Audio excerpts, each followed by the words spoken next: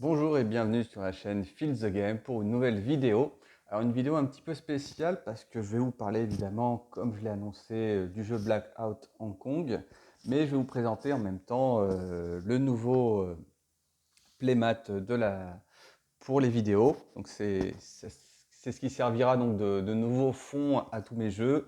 Je bricolais un petit peu avec des supports pour avoir un petit contraste sympathique. Donc j'ai fait l'acquisition de ce nouveau playmat pour une quarantaine, 45 euros chez Wogamat.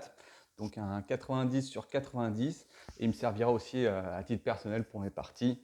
Alors moi je joue pas forcément à X-Wing figurines, mais même si on fait des JCE, des choses comme ça, j'ai trouvé que ce fond était suffisamment neutre, suffisamment s'intégrer à beaucoup de thèmes pour pouvoir l'utiliser. Donc, j'espère que ça vous plaît. Et en tout cas, moi, ça me plaît énormément. Et je remercie encore tous les abonnés qui continuent à suivre cette chaîne. Vous êtes de plus en plus nombreux et ça fait très plaisir. J'ai aussi créé il y a peu de temps le Facebook de la chaîne où je mets quelques photos un peu diverses des jeux que je fais. Je mettrai probablement aussi quelques peintures. Et puis, comme vous avez pu le constater, j'ai fait aussi des partenariats avec deux boutiques assez connues, celle de Philibert, hein, que tout le monde connaît pour la vente à distance ou pour du présentiel, pour ceux qui sont sur Strasbourg ou dans la région, qui peuvent aller directement en boutique. Mais voilà, donc Philibert et Magic Bazar qui s'appelle désormais Play-in, donc deux liens que vous pouvez revoir sur la description. Donc comment ça marche? Si vous voulez acheter un jeu ou même un des jeux que je vais présenter, sous réserve évidemment qu'il soit toujours en stock, vous cliquez dessus, vous achetez votre jeu dans la foulée ou même une semaine après ou dans 15 jours parce que de toute façon ça va mettre des cookies dans votre système. Donc je crois que c'est 2 semaines, 3 semaines. Et pour vous c'est complètement transparent, c'est neutre. Et puis au bout de quelques jours, j'aurai une petite alerte m'indiquant que quelqu'un a utilisé le lien et donc je recevrai une rétribution de l'ordre de quelques pourcents du jeu hors taxe. Donc imaginez que voilà, sur 20 euros, il ne va pas rester grand-chose. Mais voilà, ça fait toujours plaisir parce que ça soutient la chaîne et c'est plus un geste symbolique et pour le moral, pour m'encourager à faire de nouvelles vidéos sur des jeux où j'en ai encore de toute façon pas mal de jeux que j'ai envie de vous présenter. Et donc, voilà, déjà certaines personnes ont commencé à utiliser ces liens, donc je ne pensais pas que ça serait aussi rapide. Mais en tout cas, ça m'a fait beaucoup plaisir et je en remercie sincèrement. Donc, continuez et encore merci. Voilà, je fais une courte introduction. C'est pas forcément dans les habitudes, je ne suis pas trop dans le format vlog, mais on peut attaquer. On va enfin voir ce jeu Blackout Hong Kong. Alors, un petit peu d'histoire sur ce jeu. Alors, c'est un des arguments. Il est réalisé par Alexander Pfister. Donc, c'est un auteur qui fait partie des auteurs à la mode, comme tant d'autres. Donc, il est sorti en 2019. Donc, le jeu a déjà quand même 2 ans. Donc, c'est un Autrichien, je crois. J'aurais dû réviser un petit peu avant de faire l'annonce. Mais voilà, c'est un Autrichien qui, justement, a sorti un gros hit à l'époque, c'était Great Western Trail, qui avait sorti un peu Mombasa aussi, qui était un peu moins connu, mais qui avait sorti quelques jeux qui avaient fait un peu le buzz, notamment justement ce dernier Great Western Trail. Et c'était un peu le jeu dans la continuité, c'était Blackout Hong Kong, donc il était très attendu. Et le jeu n'a pas forcément si bien fonctionné que ça, puisque je vais vous le dire un peu plus en fin de vidéo, voilà, comment ça a été mon avis personnel. Mais voilà, au niveau de la communauté, voilà, ça a été une petite déception, je pense. Après, il s'est bien rattrapé, hein, parce qu'il a sorti encore d'autres jeux. C'est un auteur assez productif. Il a sorti juste après Expédition à New Delhi. Il a sorti aussi, alors je dis ça tout ça de mémoire, mais il avait sorti surtout Maracaibo, qui a déjà un peu mieux fonctionné, et aussi là Alerto, qui s'annonce pour bientôt une sortie française, comme un gros hit qui va arriver. Donc ce jeu d'Alexander était à l'époque plutôt attendu. Donc c'est des jeux Eurogame de pause, hein, généralement d'ouvriers, ou d'action un peu mécanique, où il faut jouer des cartes pour activer, faire des choses. Donc ce jeu-là était plutôt dans la lignée de Mombasa. Et, euh, et donc on va commencer à l'ouvrir. Alors moi ce que j'aime bien faire sur cette chaîne, c'est toujours regarder le dos des boîtes, parce que finalement quand vous achetez un jeu, parfois, enfin, quand vous ne le faites pas sur Internet, évidemment, vous regardez un petit peu la promesse du jeu, la carte et le contenu. Donc là, tout de suite, on voit que le maquettage est plutôt très sombre, tout est en couleur sombre, c'est lié au titre du jeu, Blackout. Donc c'est une coupure d'électricité qui envahit Hong Kong. Et donc, dans ce jeu, vous allez jouer justement des équipes de secours, des intervenants et des bénévoles qui vont essayer de rétablir le courant en rétablissant des ressources, en soignant des gens, en distribuant des livres à la population. Et, et voilà, c'est le thème qui est proposé. On verra plus tard si ça colle ou pas. Sur le matériel du jeu qu'on peut voir, bah, on voit un petit plateau de joueurs individuel qui est le même pour chacun. On va retrouver effectivement les cartes de couleurs différentes avec des petits systèmes que je vais vous expliquer plus tard. Et aussi ce qui est ici un petit marché, donc un petit peu de monnaie tout en carton. Et un jeu, donc déjà il est proposé dès 14 ans et plus, donc on sent qu'on va arriver sur un jeu un petit peu plus expert. Et de 1 à 4 joueurs pour à peu près 2 heures de jeu. Donc 2 heures de jeu, c'est effectivement la durée du jeu. Et aussi une petite chose très sympathique et qui est devenue un peu la marque de fabrique d'Alexander Pfister, c'est justement des campagnes. C'est ce qu'il a fait par la suite, notamment sur New Deal et sur Maracaibo. Il a commencé à essayer de présenter des modes campagne et on verra si c'est un petit plus qui en vaut la peine. Donc je continue sur le contenu. Donc voilà, le jeu dans cette thématique toujours très très sombre. Donc là, vous avez la carte. Je vais mettre le jeu un peu de côté. Donc, voyons voir un petit peu cette carte. Donc, une carte qui n'est pas forcément trop grande. Mais voilà. Alors ça, on va un petit peu le commenter. Ça, c'est le plateau de jeu central pour tous les joueurs. Et donc, effectivement, il est très sombre. Et dans la version qui était sortie au tout début, c'était encore plus sombre. Donc la version européenne avait été un peu éclaircie sur les tonalités. Donc là, c'est l'île de Hong Kong. Et voilà, ce côté sombre avait un petit peu choqué les plus puristes. Moi, j'avoue que je ne suis pas très sensible au graphisme. Mais voilà, pour ceux qui ont besoin de s'immerger là-dessus, ce plateau très noir avait dérangé beaucoup de gens. Après, voilà, on s'attaquera plus au gameplay. Donc, une boîte qui est dans les formats très standards, pas trop grande, parce que maintenant, on commence à avoir des formats de plus en plus gigantesques. Donc là, les règles du jeu, donc, je m'étais arrêté sur une campagne. Donc, des règles très claires, là, une présentation du matériel. Donc, on va avoir beaucoup de cartes. Donc, ça va être un jeu de cartes avec des cubes. Voilà, donc on est dans le système très allemand des jeux de cubes. Une proposition de mise en place pour X joueurs. Donc, ça, c'est toujours pratique. Là, ils vous disent comment préparer. Donc ça, tout de suite, c'est bien. Parce que même moi, hein, je ne suis pas à pas ce qu'il faut faire. Comme ça, je me retrouve très facilement dans la mise en place, même si maintenant, alors que j'ai fait plusieurs parties, je suis plutôt à l'aise. Donc, je vais vous montrer aussi les plateaux de joueurs individuels. Donc, c'est tous les mêmes, hein. Il n'y a pas d'asymétrie. Chaque joueur aura son petit plateau individuel et va travailler là-dessus avec des petites interactions sur le plateau central. Donc là, je vous présente aussi, maintenant qu'on a vu le plateau, le matériel. Donc un matériel très basique avec des tuiles en carton qui sont d'assez bonne qualité. Là, vous avez les 4 couleurs du jeu. Donc c'est pas très enthousiasmant. Gris, blanc, orange, vert. Là, j'ai mis dans un paquet séparé pour jouer en solo, pour être assez vite prêt. Là, vous avez la monnaie du jeu et là, ce qui va faire un peu le cœur du jeu, hein, donc les cartes. Donc là, c'est toutes ces petites cartes. Donc pareil, je pense que je les ai séparées aussi dans des pochettes. Et puis c'est tout, hein. Après, vous voyez, là, il y a encore le système. La boîte aurait pu être encore plus petite, hein. Bon, maintenant, elle est dans les formats standards. Donc à la limite, on a vu pire, on a vu mieux. Donc, juste pour faire une petite aparté sur la présentation du jeu, effectivement, il est vendu aujourd'hui à prix cassé. J'aurais peut-être dû commencer par ça d'ailleurs, mais effectivement, moi déjà à l'époque, il y a un an, je l'avais acheté à la moitié du prix. Je crois qu'il est vendu aux alentours de 45 euros. Et là, on peut le retrouver à 15, 20, 25 euros selon les boutiques.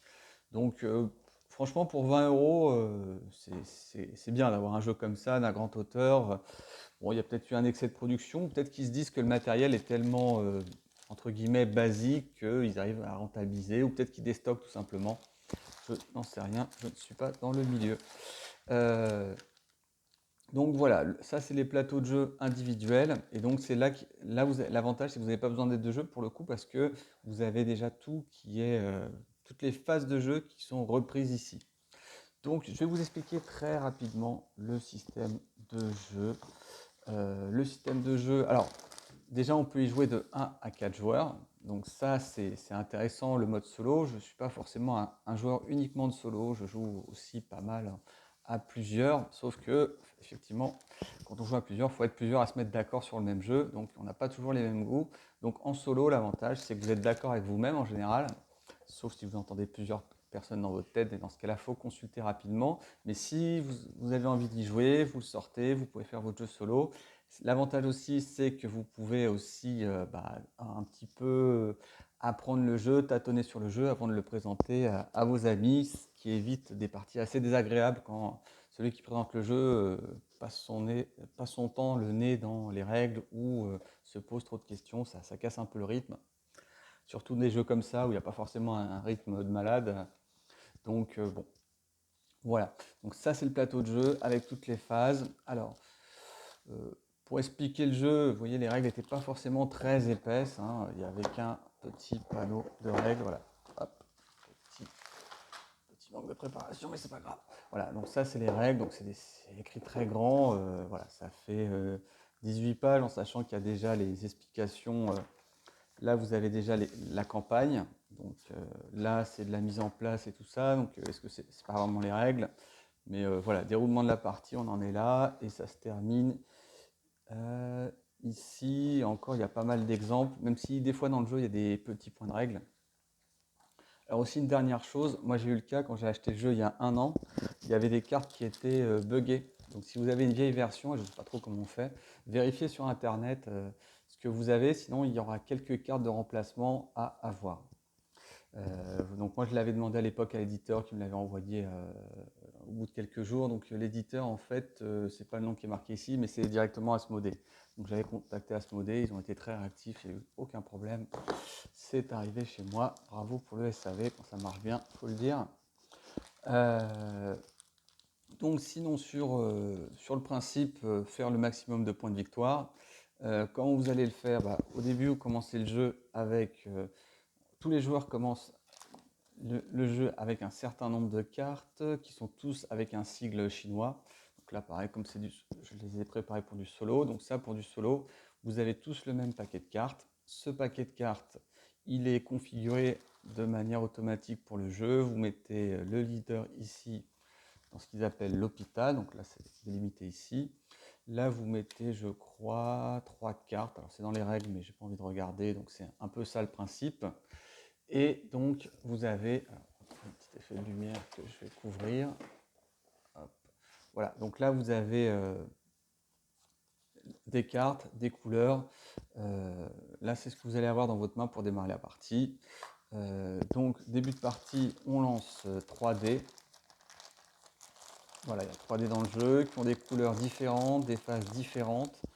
Et comme vous pouvez le voir ici, vous avez des types de ressources différentes. Vous avez 6 ressources et effectivement, certains dés ont une distribution différente. Donc la petite aide de jeu vous sert à ça pour tâtonner. Vous voyez que le dé, par exemple bleu, donne un petit peu de tout. Le dé rouge vous donne un peu plus de mécanique et de bol de riz.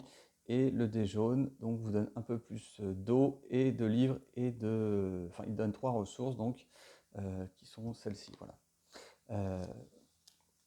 Donc début du tour, vous lancez les 3 dés. Donc il y a un petit côté de jeu aléatoire, même si cet aléatoire, en fait, il est très contrôlable. Donc vous mettez ça comme ça ici, ça ici, ça ici. Donc vous voyez, c'est plutôt simple. Après, vous avez une disposition de jeu qui, on va dire, en gros, est comme ça. Vous avez votre main de cartes qui est comme ça, et vous déployez donc vos volontaires et spécialistes. Donc volontaire, c'est E avec des petits symboles de cube. Spécialiste, c'est E. Le volontaire, c'est très basique à expliquer, c'est très simple à expliquer. Vous avez le droit de poser au début de jeu sur les 3 colonnes, ici. Donc vous dites je mets un rouge et un bleu, et donc vous allez prendre vos cubes et les mettre directement ici. Donc ça va vous faire des ressources en réserve. Donc c'est stockable plus ou moins à long terme, alors sauf le riz et l'eau. Bon. Et sinon c'est stockable à long terme, et donc ça va vous permettre de constituer des réserves de ressources pour acheter des nouvelles cartes. Donc les spécialistes, ils ont des effets de jeu. L'effet de jeu, c'est ils ont un effet conditionnel et un effet automatique. Pour les deux premiers, par exemple, c'est de fournir une ressource d'essence ou de livres et vous gagnez ce qu'on appelle un GPS, et ensuite vous gagnez 2 thunes. Ici, vous fournissez une petite clé, un outil, vous gagnez 3 thunes, et ensuite vous regagnez 3 thunes. Donc vous gagnez beaucoup d'argent là-dessus. Ici, c'est juste un médecin. Pour une trousse de soins, vous récupérez quelqu'un de l'hôpital et vous scorez des points de victoire. Voilà pour le déploiement, c'est relativement simple. Les objectifs, après, dans le jeu, vous allez avoir des objectifs. Alors, en début de partie, vous avez les 2 objectifs qui vous sont offerts, qui sont pris au hasard sur le paquet des 8 cartes. Donc vous les mélangez, vous les mettez comme ça, les 2 cartes. Donc vous avez ça, et vous avez aussi un plan annexe d'urgence, je crois, qui est déterminé aléatoirement, et ça va vous permettre d'avoir un marché à vous qui sera pour acheter ces cartes-là. Et vous voyez, il faut placer les ressources correspondantes pour enclencher des effets de jeu. Donc les ressources, par exemple ici, c'est de l'eau et de la trousse de soins. Donc là, il vous faudra de ces ressources-là, et là, de ces ressources-là, et pareillement. Et ensuite, vous pourrez mettre, c'est le symbole là, dans votre main, et pouvoir les jouer. Ici, vous avez le plan d'urgence, donc c'est des mécaniques un peu différentes. Il faut relier des points. Donc ça, c'est un autre aspect du jeu où je ne m'attarderai pas forcément là-dessus, mais c'est relativement simple. On commence tous le jeu sur un point, et en posant des cubes, vous allez pouvoir les relier et donc faire un objectif qui vous fera gagner 5 dollars hongkongais. Là, si vous arrivez à faire une série de couleurs, donc vous avez vu, je vous avais présenté les cartes en les mettant d'une certaine façon. Donc il y avait le setup de base qui était comme ça. Et donc quand vous arrivez à faire une série de couleurs là-dessus sur une colonne, vous avez le droit d'enclencher cet objectif et gagner 5 thunes. Pareil, là vous allez avoir des tuiles sur des zones, des périmètres, et quand vous arriverez à le faire, vous allez gagner 5 thunes. Le principe du jeu, c'est aussi donc de réaliser des objectifs, mais aussi de faire des explorations. Donc c'est des mécanismes en plus qui s'ajoutent. Donc l'exploration, c'est quoi? C'est voilà, les voyages. Donc vous voyez tout ce paquet de tuiles, vous allez les regrouper par 3 et les disposer directement sur le plateau de jeu selon les districts. Alors les districts, c'est tout ce qui est délimité par des zones. Donc vous les mettez comme ça, et ça va vous faire une zone d'exploration. Les zones d'exploration, vous allez pouvoir explorer avec les mains qui vous restent dans votre paquet. Alors s'il me reste par exemple 4 mains, vous voyez qu'il y a un symbole ici de GPS. Donc ça a une valeur de 1. Si vous en prenez 4, vous avez une valeur de 4. Et donc quand vous dites explorer, vous faites ça, vous regardez ce qu'il y a ici. Là, il y a une valeur de 5, là, il y a une valeur de 10. Si vous arrivez à constituer une main de au moins 5, par exemple, donc là, j'arrive à constituer une main de 5, vous dites c'est bon, vous avez les 5, et il y a un des 5 qui va directement à l'hôpital. Voilà. Donc vous prenez les 5, vous gagnez le bonus, et lui va à l'hôpital, vous pourrez le ressortir grâce à votre médecin. Et grâce à votre médecin, il pourra revenir dans votre main. Tant qu'il est à l'hôpital, il est un peu hors zone de jeu, et il ne vous servira à rien, que ce soit pour le décompte des points de victoire et tout ça. Donc ça, basiquement, c'est l'exploration. Donc il y a des moyens de gagner ce qu'on appelle des GPS. Donc c'est des petits symboles comme ça de 3. Et donc ça, c'est grâce avec des spécialistes ou grâce à certaines actions de jeu, vous en gagnez. Vous gagnez le petit 3, et ça vous donnera un bonus de plus 3 dans votre exploration, ce qui vous permettra d'atteindre les 10, les 18, etc. etc. Donc ça, c'est exploration. Donc je vais reprendre le niveau. Donc les nouveaux objectifs, comme vous avez pu le voir peut-être, je vais directement prendre le dos de la boîte, comme ça sera plus parlant. Ici, vous avez arrangé un paquet de cartes par colonne de 3. Et les joueurs, alors ça c'est un aspect intéressant en multijoueur aussi, ou même en solo d'une autre manière, mais voilà, Ici, donc, vous avez les 3 cartes qui vont être là et vous allez pouvoir les acheter. Alors la carte, quand il y a une colonne de 3, ça coûte 4 dollars hongkongais pour en prendre. Si la colonne est plus petite, donc ça coûte 3. Et s'il n'y a qu'une seule carte dans cette colonne, c'est pas une colonne, c'est dans cette ligne. Voilà. Dans cette ligne, c'est par ligne, donc je reprends. Là, c'est le paquet que vous allez constituer. Donc le paquet que vous avez, qui est constitué ici, il est en fonction du nombre de joueurs. Plus vous êtes nombreux, plus le paquet sera épais. Et in fine, quand ce paquet sera épuisé, ça sera la fin du tour de jeu. Mais voilà, tant qu'en tout début, donc vous en posez 3, 3, 3, vous pouvez acheter un 4. Alors quand vous êtes à 3 joueurs par exemple, donc il y en a un qui dit bah, j'achète, donc je paye 4, donc la colonne, là, sur la ligne il n'y en a plus que 3. Si le joueur suivant décide d'acheter une des 3 cartes ici ou une des 3 cartes ici, il n'aura plus qu'à, il payera 4, mais s'il achète une des 2 cartes qui restent, il payera 3 pour l'une des 2 cartes. S'il en reste qu'une, ça sera 2. Et l'avantage, c'est que vous pouvez passer, mais si un joueur achète une carte, vous pouvez revenir dans la partie. Si tous les joueurs ont passé en même temps, c'est la fin de la phase, on va dire, d'enchère. Donc ça, c'est un mécanisme un petit peu assez intéressant, donc d'achat, de gestion d'un peu de son argent. Donc l'argent, de toute façon, sert beaucoup à acheter des cartes, mais pas que. Il sert aussi à acheter éventuellement une ressource joker. Mais voilà, l'argent, c'est ce qui va vous permettre donc d'acheter ces cartes, de les placer directement dans votre zone d'objectif. Donc il peut y avoir 3 objectifs maximum plus le plan d'urgence. Et une fois que vous avez donc réalisé cet objectif, vous gagnez des cartes. Donc c'est ça globalement le mécanisme. Et là, vous voyez, vous avez un l'aide de jeu qui vous reprend un peu les choses. Phase d'entretien, donc pour éviter que si les joueurs n'achètent aucune carte, que le jeu s'arrête. Donc automatiquement, toutes les cartes de droite, pardon, toutes les cartes de droite sont éliminées sur les 3 lignes. Euh, les ressources qui étaient sous forme de riz ou d'eau, comme je vous l'avais expliqué, se transforment pour vous soit en argent, soit éventuellement en GPS. Donc c'est les bonus d'exploration. Ensuite, alors il y a un mécanisme aussi intéressant, vu qu'à chaque fois que vous gagnez certaines cartes, vous allez gagner des petits cubes. Donc les petits cubes, il y a un système de couleurs.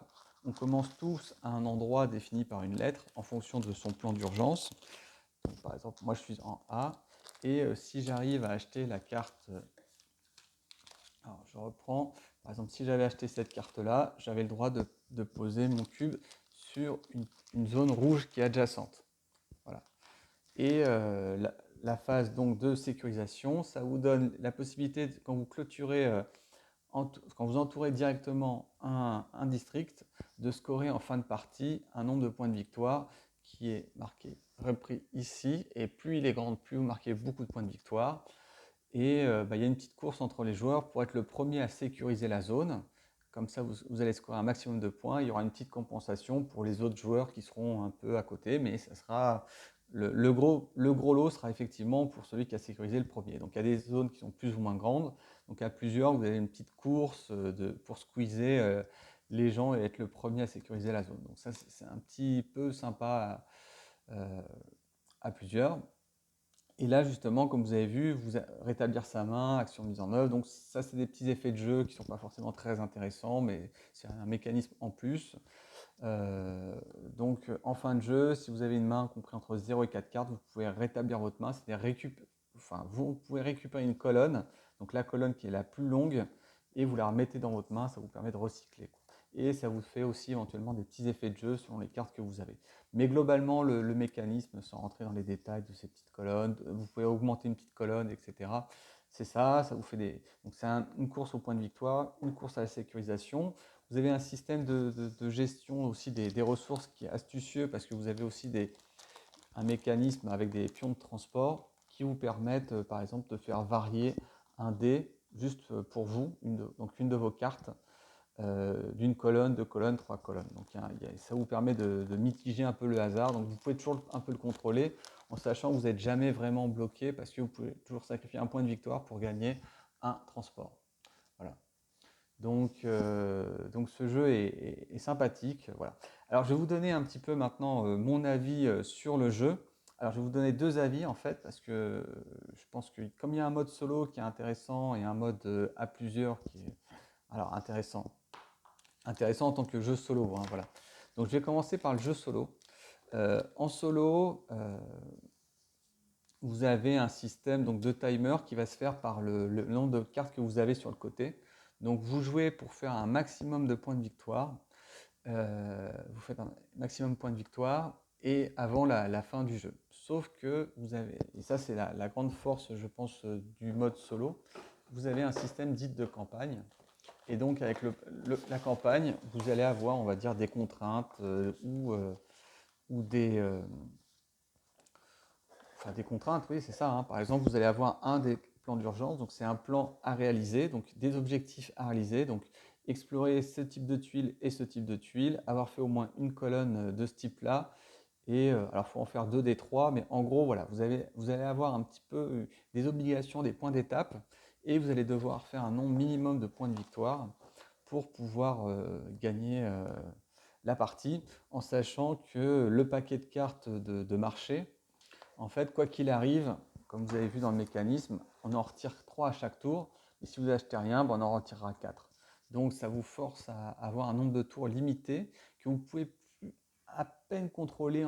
Si vous achetez 2 cartes, ben vous accélérez un petit peu le rythme du jeu. Si vous n'en achetez qu'une, ben vous allez au rythme du jeu. Si vous en achetez 3, ben vous accélérez un petit peu. Donc vous pouvez un petit peu contrôler le temps, mais pas tant que ça, hein.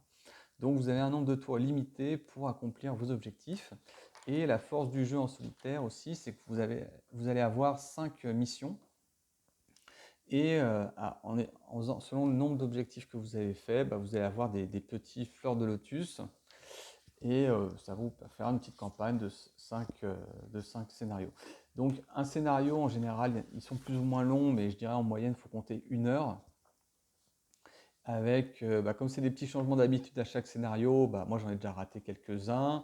Et après, une fois qu'on connaît bien le jeu, qu'on monte un peu en puissance, donc voilà, vous les réussissez plus ou moins. Donc selon le nombre de points que vous faites, vous avez plus ou moins de lotus.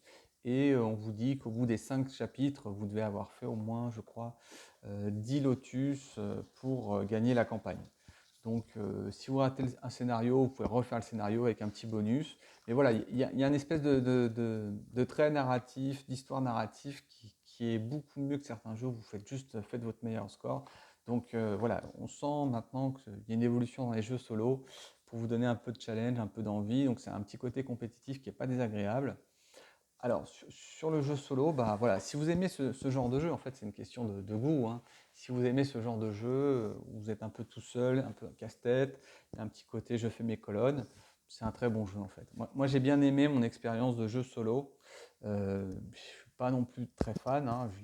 J'ai joué quelques parties en solo, j'ai trouvé ça bof. Puis là, je l'ai repris il n'y a pas longtemps.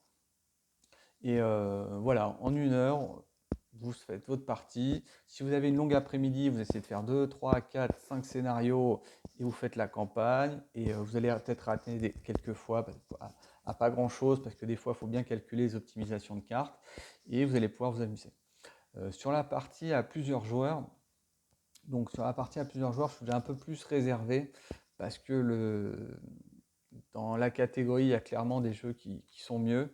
Moi, ce que j'aime dans ce jeu-là, c'est qu'il y a le système qui est un petit peu différent des autres. C'est pas du placement d'ouvriers, vous allez jouer des cartes. Donc, il y a toujours cette sensation un peu d'Eurogames.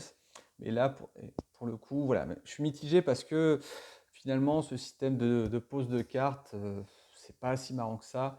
Les systèmes d'exploration, il est un peu artificiel. On explore, on ne sait pas pourquoi, on ne sait pas comment, donc on en prend un. En fait, tout le jeu est très mécanique et on ne ressent pas de thème. Voilà, c'est vraiment très plaqué. Euh, le plaisir va vraiment être dans le côté casse-tête du jeu et pas dans la thématique, quoi. Et j'ai envie de dire, voilà, les mécanismes ne sont pas tellement cohérents les uns avec les autres. Là, on vous demande de faire des fois des colonnes enfin des lignes le long du truc. Pourquoi on ne sait pas vraiment, on ne voit pas l'intérêt, mais il faut le faire, quoi. Donc voilà, ça attrape pas trop au niveau de la thématique, mais le jeu est un petit peu plaisant, surtout à la fin où on commence à avoir pas mal d'actions possibles à faire avec une montée en puissance. Donc il y a quand même une montée en puissance comme bien souvent, avec des cartes de plus en plus fortes. Donc au début, votre main de départ, c'est des cartes qui vous rapportent un cube. Et au fur et à mesure du jeu, vous allez avoir 2 cubes, 3 cubes, 4 cubes. Donc ça va être un peu de plus en plus, on va dire, en quantité, en complexité, donc ça va être de plus en plus intéressant. Vous allez avoir des nouveaux spécialistes avec des effets beaucoup plus intéressants. Donc voilà, alors j'ai joué à 3 il y a 4, le jeu est un peu long à 4, je pense, parce que vous attendez que l'autre termine sa partie. Alors, ce qu'il y a de bien, c'est que l'action numéro 2 de déploiement des volontaires, elle est simultanée. Donc chacun déploie ses volontaires sur ses colonnes en même temps. À la phase, et ensuite, on résout tous en même temps. Donc chacun va poser en même temps donc une grosse salade de main pour poser ses ressources. Ensuite, chacun à votre tour, vous allez faire vos objectifs, donc vous allez déclarer. Ensuite, la partie un petit peu nouveaux objectifs, donc celle d'enchère est assez intéressante à plusieurs. Bon, je pense qu'à 3, le jeu tourne un peu plus vite. À 4, on se marche vraiment les uns dessus pour terminer un petit peu nos boucles. Mais bon, pourquoi pas. Euh, voilà, donc une expérience de jeu qui est assez moyenne, pas mauvaise, pas désagréable à plusieurs, mais pas fofolle. Et puis le côté un peu sombre et noir, ça peut déranger un petit peu, quoi. Le jeu est pas très fun en fait finalement, donc on se retrouve vraiment avec un jeu et une mécanique pas très fun, dans un jeu pas très fun. Donc voilà, on me propose d'en faire une, pourquoi pas. Après, bon, on fait autre chose, quoi, parce qu'il y a quand même des meilleurs jeux. L'avantage, c'est qu'il n'est pas trop long. L'avantage, c'est qu'on joue ces petites cartes et on est content. Mais voilà, un jeu, j'ai envie de dire, au prix où il est vendu actuellement, que ce soit pour jouer à plusieurs ou du solo, il faut y aller, quoi. Je veux dire que c'est vraiment, le jeu est vraiment donné. Après, enfin, si vous avez de la place et si vous n'avez pas beaucoup de sous, après, je pense que pour 80 euros, il y a des jeux qui sont vraiment meilleurs, mais je pense que le rapport qualité-prix est assez bon. Et je vous dis, c'est un petit jeu que j'ai quand même malgré tout gardé, parce que bon, de toute façon, pour le revendre à 5 euros, ça n'a pas d'intérêt. Il prend pas tant de place que ça. Et en plus, voilà, c'est un petit jeu, je peux m'en faire une petite partie solo l'après-midi tranquillement. C'est pas désagréable, quoi. Voilà, donc j'ai fait une vidéo un peu plus longue que d'habitude parce que pour le coup, je suis rentré un peu plus dans le gameplay, qui est, vous voyez, pas si compliqué que ça.